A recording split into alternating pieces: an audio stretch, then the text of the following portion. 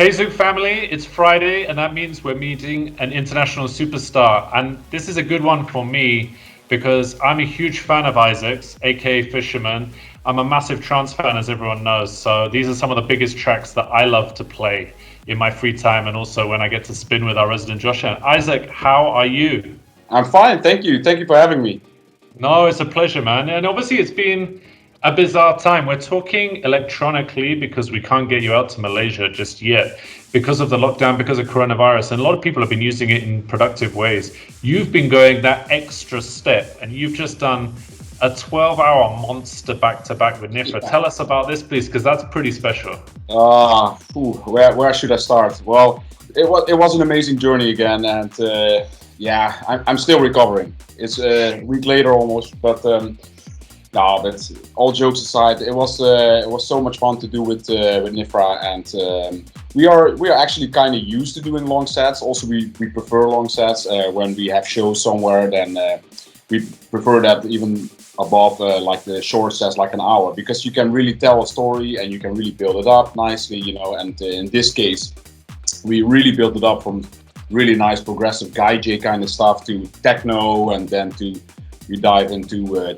the usual bangers, and then some classics, of course. So we have so much music gathered, and we have the same sound too, so we fit really well also behind the decks.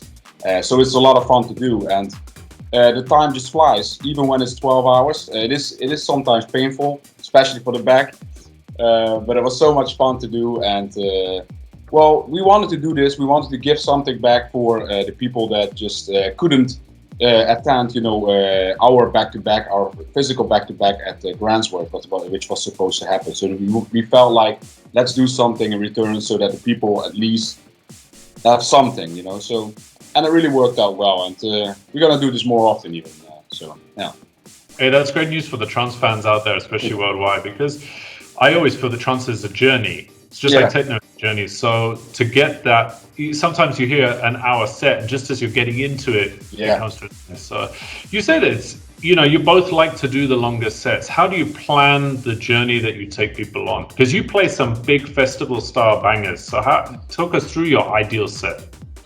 Like I just said, ideal set in this case for a long set is to build it up really nicely, and there is people that start with techno, like for example Marcus used to, when he does like an open to close, he starts with a lot of techno and stuff, and we also like that, but we are also both big fans of the progressive, the late progressive house stuff, like gaijin, Can, whoever, the guy Mansour, all these people from Lost and Found label, for example.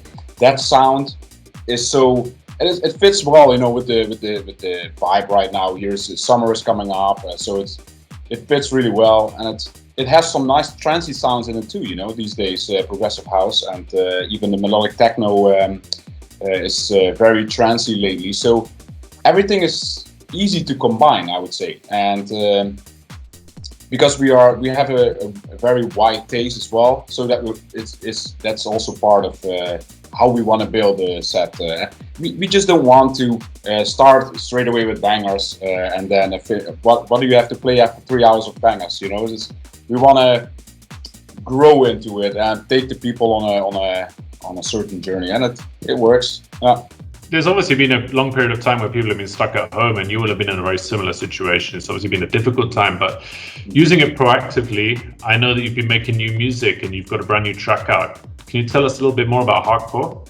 Yeah, Hardcore was just released on ASOT, and it's actually a track that I produced like more than half a year ago, and the track itself has certain elements, because I come from, the name is Hardcore, it's a heart like this written and then core.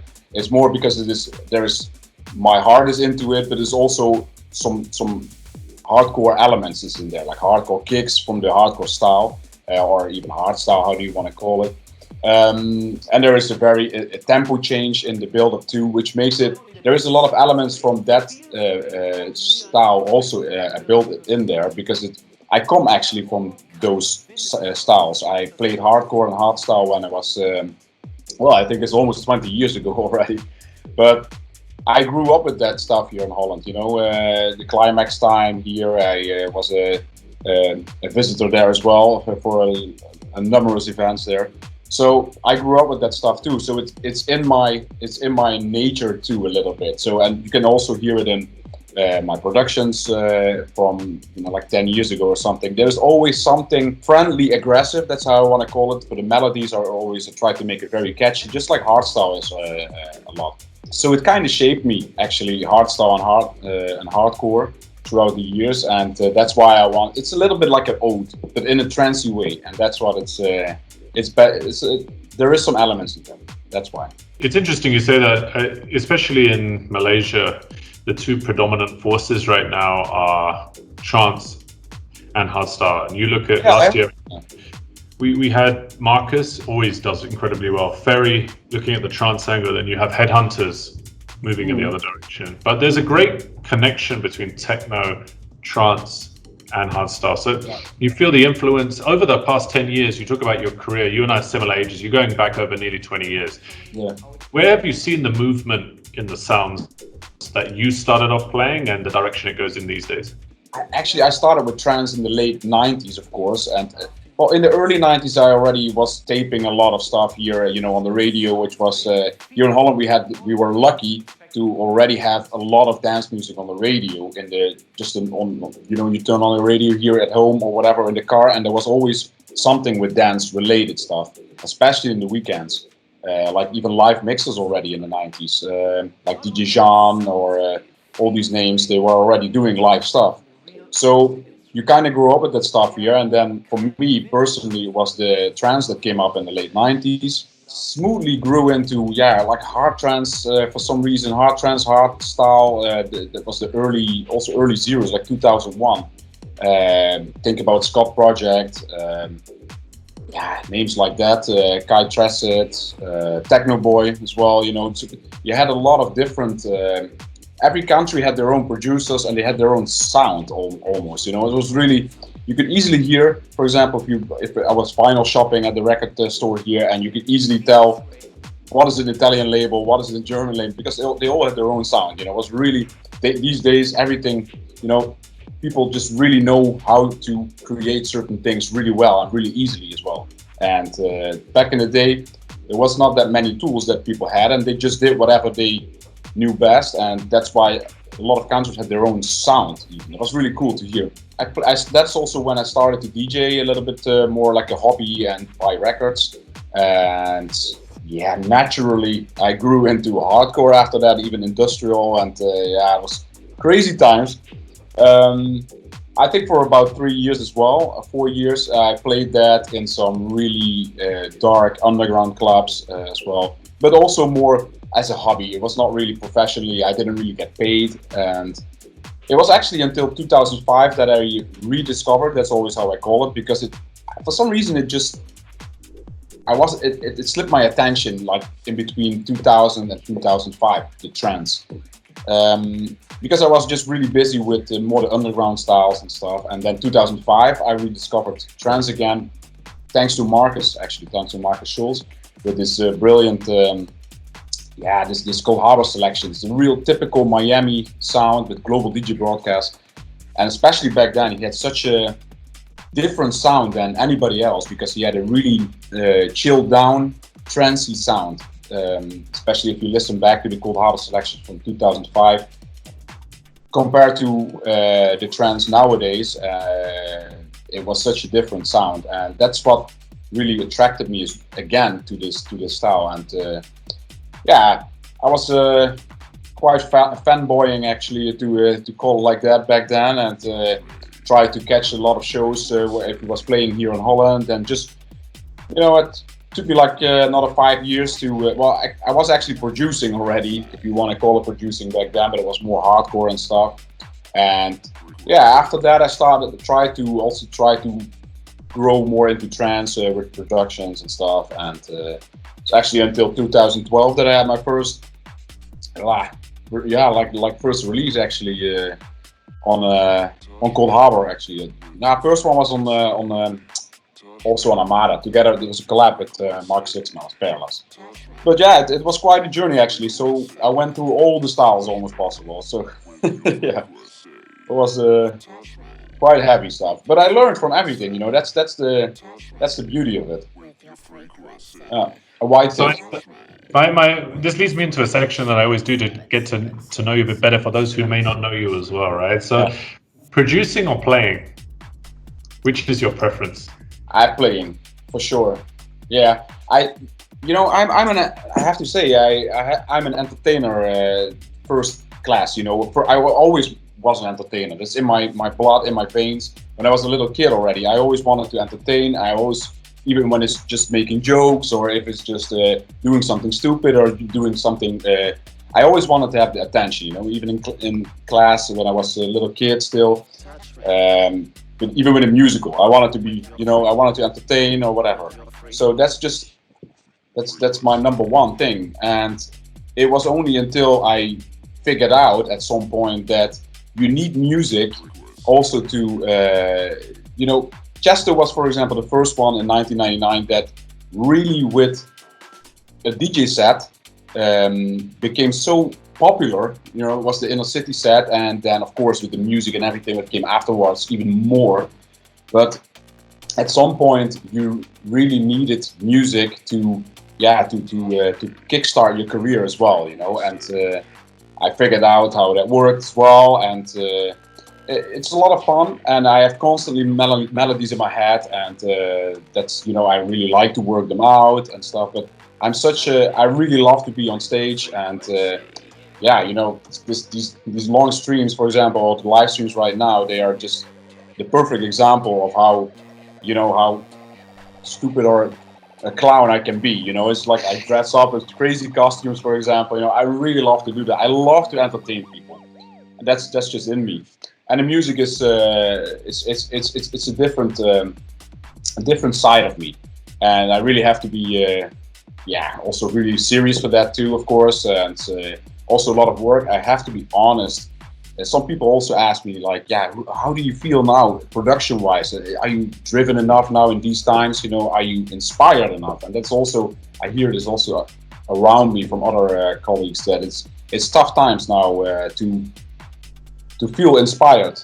It's definitely something that is bothering me as well lately. Is to it's not easy to open up the computer and start making things, because you have to be really in a good atmosphere also to really be focused. And that's why I really love to do the streams right now, because that really gives me good vibes. Well, I would say first, don't stop what you're doing. I really enjoy it, so please. And that gives me to a perfect lead to my second question, which is, who inspired you to start all this journey in the very first place? What was your inspiration to become the DJ? That has to be a guy here from my own hometown. It's Eric. His name is Erik van Rijswijk, and he, well, like I said, when I was like, I think I was like 16.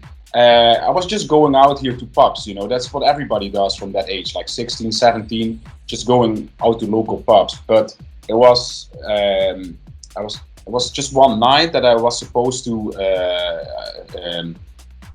sleep. I had a sleepover at a friend of mine. Just we were going out in the city, you know. And then all of a sudden, before we went out, he was like, I almost forgot. I have to work at because he was doing lights. He was a light jockey. That's how you call it, at a local club here in Venlo. And he was like, I completely forgot, but I have to work there, you know. But if you want, you know, you can just join. So I was like, okay, but sure, but what kind of music are they playing there? And he was like, yeah, the event is called Technosis. I was like, Technosis? Okay, well, sure, but what is it? Is it techno then? And he was like, yeah, I don't know, but it's some kind of dance music. Just join me. Don't forget, it was 2000 this. And I was like, okay, I will just join you. I don't. We will see what happens. And I joined him, and this club was called Perron 55, which was the previous club before Grant's work, because they reopened in some new venue after that. And we came in there, and it was the sound that I never heard before. It was really super. It was actually the early hardstyle, the techno boy old school sound, and they were just raving there like crazy. It was maybe 250 people max, because it was a pretty small club. But it was something that I never heard before. and it was straight away the exact sound that I needed at that moment in my life. And it was such a, I think probably the most important night of my life when it comes to discovering new music. And it was just after that, straight away the week after, because this guy who was playing there and organizing this event, that was Eric, and he worked here as in the local record store, just as to sell records and stuff. So, and I knew him from that, so I went straight away the Monday after the event. I went to this record store, and I was like, dude, this was so cool. It was the night of my life. Tell me where are these records? I want to be a DJ and just tell me what to buy. And I bought CDs from Climax, the first Climax CD, or one of the second one was mixed by Dana. And it was right before I went even for holiday with my parents to Spain, because I was about to visit some family in Spain. And I was playing this CD from Climax, which he even also plays some of these tracks on that night. I was playing it like completely over and over and over again. So that's basically, he made me become a DJ actually. I started buying records after that, and the rest is history actually. Yeah. You look at that, what's your dream collaboration? Yeah, absolutely Armin van Buuren, because it's such a legend. And so he inspires me a lot, also throughout the years with all the concepts that he did, and such a working horse, really only work. That's really, I look up to that, it's a big respect to that. So definitely Armin, and always on the funny side, I always joke about that. If Tupac would still be alive, then I would definitely want to collab with Tupac. That would be a very interesting track. Yeah, right? Yeah, absolutely. That begs the question, because you're a hard worker yourself, and you not just produce your own tracks, but you do a lot of remixes, etc. So how does Fisherman relax? Well, very cliche answer. Music is also, it is a lot of work, but it also gives me chill, gives me relaxation, to call it like that.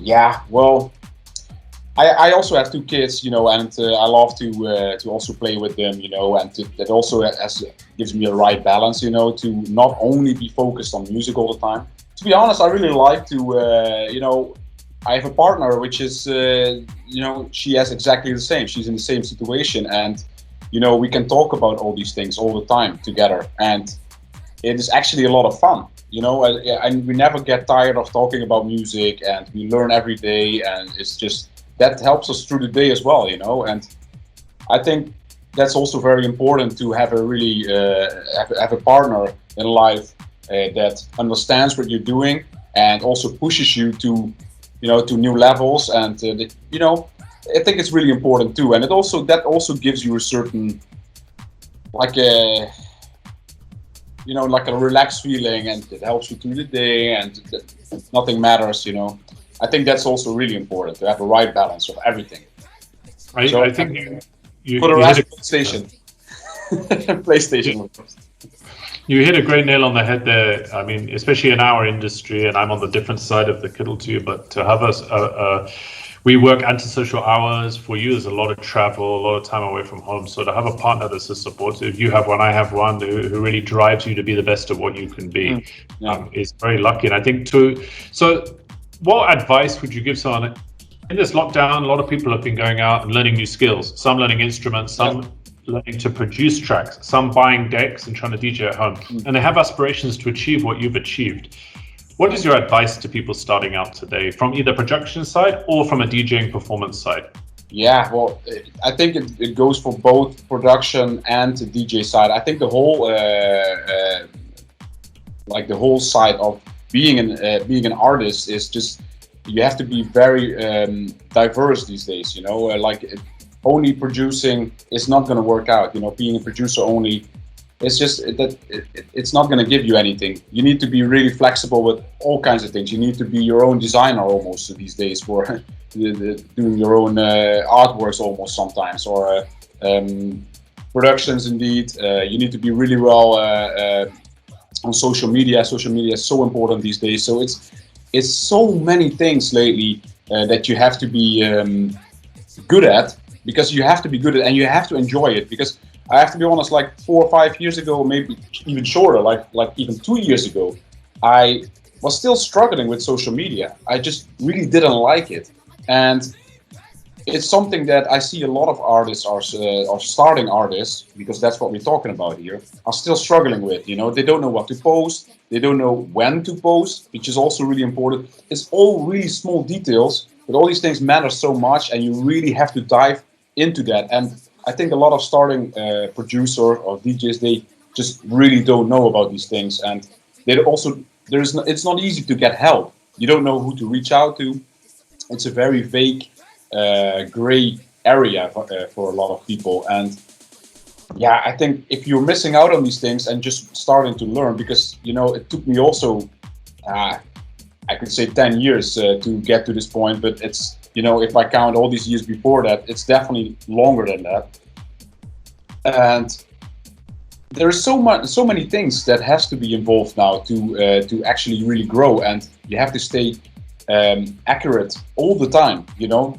Especially in these times, I hear people like, yeah, I don't feel like doing this, or, you know, I will take a break for a little bit. But, you know, there's only a numerous people of famous artists, for example, known artists, well-known artists, that can actually do that right now, to just chill and just, because I think from, you know, like, I don't know how you call it, like BC artists, you know, like a little bit lower level, this is the time that you have to stay on top of everything. You have to find new ways to, and that's also something that we try to do every day, is to just find new ways how to stay relevant and how to stay in the picture, you know, because it's really important. If you can, even in these times now, in these tough times, you can still grow.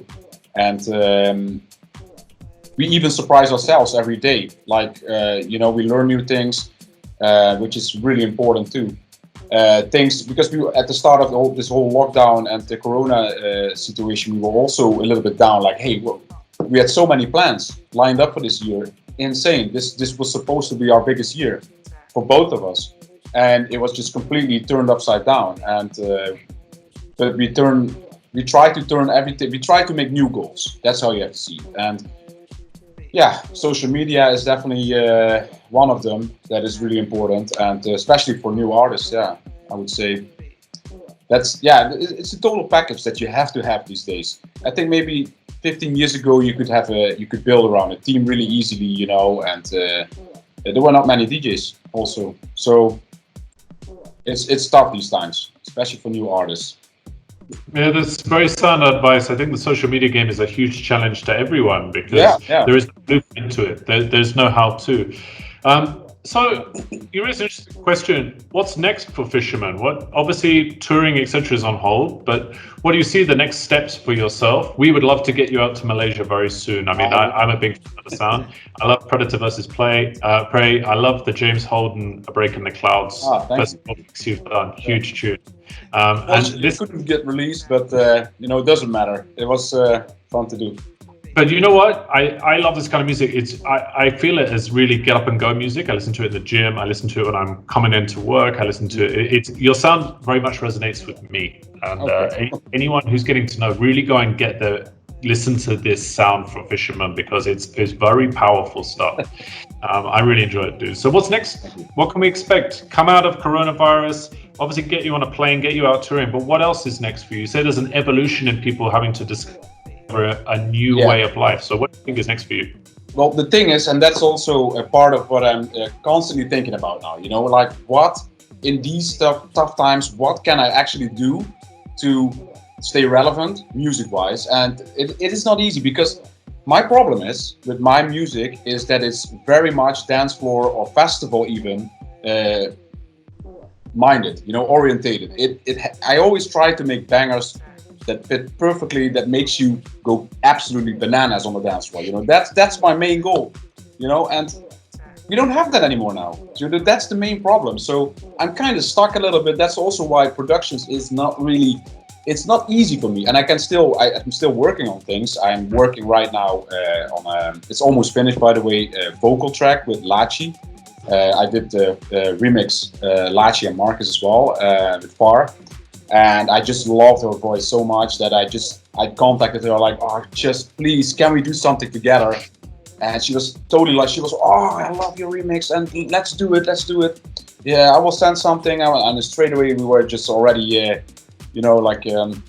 sending previews over and over, and just that went off pretty well, and it's about to be finished right now, and also a collab with Hussman also is kind of finished right now. So new music is being made, but I'm kind of cautious about what do I have to do with it, and that's the main question that I ask myself all the time, because I don't want to just drop so many tracks, so much music right now, because it's just it is nice for listening, at home or in the car or whatever for people, but you miss the real festival or dance floor feeling. These tracks are made for those moments. So it is a little bit of an inner battle, because I want to do music, but yeah, my main goal cannot be achieved, and so I'm trying to maybe work out a lot of things and just maybe spread it out a little bit more. So every once in a while I will have a release, of course, but until touring and stuff, which can take quite long, I'm aware of that, before everything starts to roll again, especially for, indeed, like you're talking about Malaysia and stuff. Here in Holland we might open up the little clubs and stuff again in maybe a couple months, or in like half a year from now, but we don't know yet what is that for the rest of the world. It could take maybe 1 to 1.5 years still to fly out. So it doesn't mean, not releasing any music is also not a smart move to do, but I was maybe thinking like maybe at the end of the year, maybe I save up a lot of music too to come up with an album, because that's like a project that I really, really, really want to do as well, and I didn't do so far yet. So, I have a really cool idea for it as well. It involves also, my dad is a painter, an artist, and it involves his work as well. So that's why we have a really cool idea together to as a concept for an album. So that's something that I was already planning to do for the last 1.5 to 2 years. Actually, I had this in my head. I know how it's going to look, how it's going to sound, probably, but it's just I didn't find the right time for it, and that's something, which is now the perfect time to just start collecting, what could fit for that. And I think when there is slightly like a on the horizon already, like that you can see, like, okay, I think the rest of the world is slowly starting to open up again with for flights and stuff, then I need to work towards that with bringing out an album, so that I have something to present whenever I can start touring again. That's what I'm thinking about now, to work towards that. But yeah, for singles it's not easy. It's not an easy time now. No. So you touched on something. What's your PlayStation game of choice? Right now that's Red Dead Redemption 2. I used to play GTA all the time, online as well, and I had a lot of fun with that too. And then at some point I did everything there already, so I was like, okay, let's try something new, and I got this Red Dead Redemption, and I loved it too. So it's really cool, and I'm also doing this online now, still learning though, so still a newbie, but it's a lot of fun, and I cannot do this, I don't do this every day, it just takes too much time, but like once a week for a sesh of 2 hours should be doable. I used to play Call of Duty, but I would get destroyed by people one-fourth my age online and stuff. Yeah. It's tough lessons. Nicole also likes to do this game, but I'm not really a shooter person. I like to, like open worlds. I love open worlds. I love to do like even like puzzle games or whatever. Tomb Raider is also like a nice game. I love to just walk around and do cool and stupid stuff, and just have a free and open world. And I can't wait for GTA 5 though, which is now 6, right? Yeah, 6. So that's on PlayStation 5. That's gonna be. Can't wait to see some. It was pretty cool of GTA to jump in. I mean, the techno bandwagon and integrate people. Yeah. That was really cool. Yeah. And the Tale of Us guys, you're looking at that's a pretty special thing. And recently we just saw that Travis Scott did a performance on Fortnite. Okay. So there's interesting angles coming out with the music and game, a very close proximity. Exactly. Yeah. You hear it more and more, and also I hear it also. Twitch is also good platform to indeed introduce gamers and musicians lately. I see this more and more happening right now. And to be honest, there are a lot of producers or DJs. They are actually gamers too. You know, in their free time, that's their way to relax as well. And music is for everyone. You know, so even gamers. So I think the connection is easy also to make. When people can tour again, I've got this outstanding challenge on FIFA with Origin, and then I stupidly walked into one with Coma as well. So I worry that I'm going to get decimated by all the DJs one by one. Yeah, I got you there. I got you. But Isaac, first things first, I really want to thank you for your time. You have got a family at home, and you took the time out to talk to the Zouk family, so we really, really appreciate that. Number two, keep the music, man. Your music's been getting me through the lockdown period. I'm a big fan. I really enjoy it. I listened to it on the Cold Harbor mixes that you've done, as well as the global podcast that Marcus puts out. But obviously, I would encourage everyone to go and give it a shot. And you've done a mix for us, which is coming straight after this interview, which is fantastic. And stay safe. And we cannot wait to welcome you in Malaysia, most likely 2021. But come out here and you can blow this dance floor to smithereens. We'll rebuild the building after you've been. So that's I'm ready for that. Trust. Thanks, dude. We really appreciate it. Thank you stay so safe. Much. Stay safe as well. Cool. Later.